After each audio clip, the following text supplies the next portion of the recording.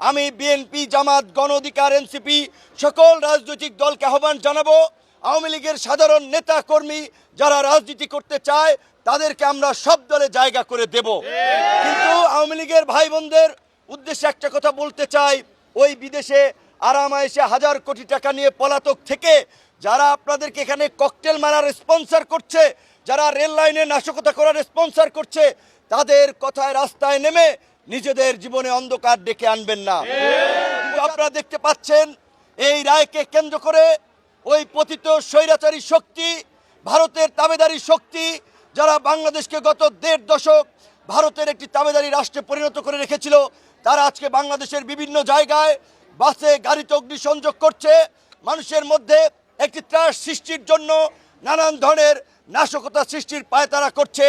আমি এই টাঙ্গাইলবাসী সহ পুরো দেশবাসীকে বলতে চাই, এই গণ অভ্যুত্থানে যেমনি আমরা দল মত ভুলে আমরা ঐক্যবদ্ধভাবে এই ফ্যাসিস্ট শক্তিকে পরাজিত করেছিলাম, আজকে থেকে এই বাংলাদেশে এই ফ্যাসিস্ট অপশক্তি যখনই মাথাচাড়া দিয়ে উঠতে চাবে আমাদের সবাইকে মিলে প্রতিহত করতে হবে।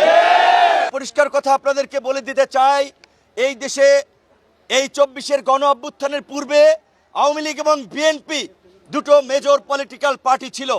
আওয়ামী লীগ আজকে গণ অভ্যুত্থানের মধ্যে দিয়ে মানুষের কাছে প্রত্যাখ্যান হয়েছে, কিন্তু আওয়ামী লীগের দেশব্যাপী একটা সমর্থন আছে এবং সকলে শেখ হাসিনার এই ফ্যাসিবাদী শাসন ব্যবস্থাকে সমর্থন করে নাই। পরিস্থিতির কারণে হয়তো দল করেছে, কিন্তু এলাকায় মানুষের উপরে কোনো ধরনের জুলুম নির্যাতন চালায় নাই। আমি বিএনপি, জামাত, গণ অধিকার, এনসিপি সকল রাজনৈতিক দলকে আহ্বান জানাবো, আওয়ামী লীগের সাধারণ নেতা কর্মী যারা রাজনীতি করতে চায় তাদেরকে আমরা সব দলে জায়গা করে দেব।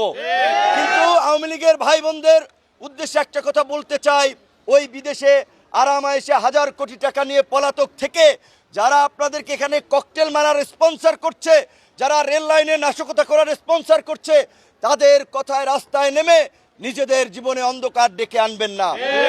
৭৫-এর পরে যেমন আওয়ামী লীগ ২১ বছর পরে ক্ষমতার মুখ দেখেছিল, এই ২৪-এর গণ অভ্যুত্থানের পরে ২১ নয় ৪১ বছরেও রাজনীতিতে আর দাঁড়াতে পারবে না।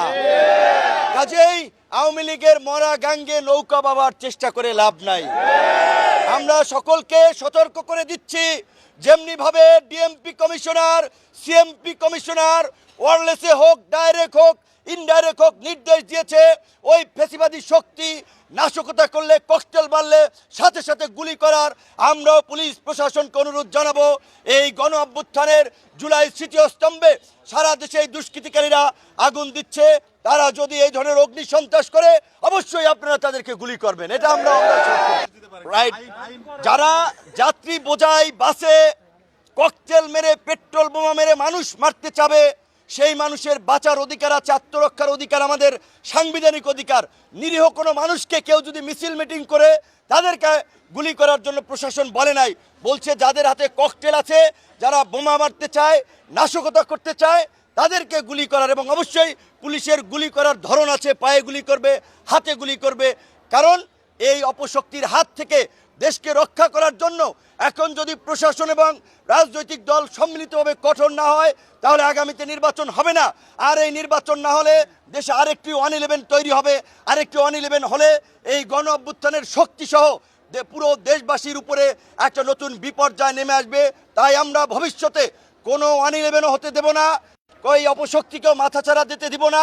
আমরা ফেব্রুয়ারিতে জাতীয় নির্বাচনের জন্য সমস্ত রাজনৈতিক দল এখন প্রচার প্রচারণা, গণসংযোগে আগামীতে একটি অবাধ, সুষ্ঠু, নিরপেক্ষ নির্বাচন করার জন্যই রাজনৈতিক দলসমূহকে নিজেদের মধ্যে আলাপ আলোচনার মাধ্যমে একটি লেভেল প্লেয়িং ফিল্ডের পরিবেশ সকলকে সৃষ্টি করার জন্য অনুরোধ জানাই।